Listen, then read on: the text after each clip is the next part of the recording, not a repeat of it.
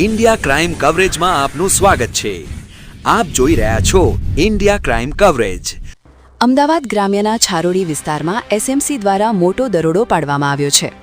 પ્રતિબંધ બાબતે મળેલી બાતમીના આધારે કરવામાં આવેલી આ કાર્યવાહીમાં કરોડો રૂપિયાનો દારૂ જપ્ત કરવામાં આવ્યો છે।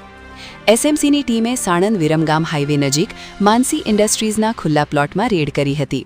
આ સમગ્ર કાર્યવાહી સાણંદ જીડીઆઈસીપી પોલીસ સ્ટેશનની હદમાં હાથ ધરવામાં આવી હતી।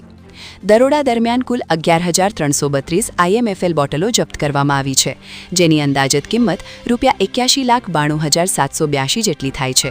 પ્રાથમિક તપાસ મુજબ આ દારૂ વિવિધ ડિસ્ટિલરીઓમાંથી બનાવવામાં આવેલ હોવાનું સામે આવ્યું છે। આ ઉપરાંત પોલીસે 3 વાહનો, 1 મોબાઈલ ફોન અને રોકડ રકમ સહિત કુલ મળી અંદાજે ₹1,15,192 રૂપિયાનો મુદ્દામાલ કબજે કર્યો છે। કાર્યવાહી દરમિયાન છારોડી ગામના જુમ્માખાન ભલજીખાન પઠાણને ઝડપી પાડવામાં આવ્યો છે અને તેને કાયદેસરની કાર્યવાહી માટે જીડીઆઈસી પોલીસને સોંપવામાં આવ્યો છે। આ કેસમાં મુખ્ય આરોપી ઇમરાન ઉર્ફે ઓબામા દિલાવર ખાન મલિક પીપળીના સહિત કુલ 9 આરોપીઓને વોન્ટેડ જાહેર કરવામાં આવ્યા છે।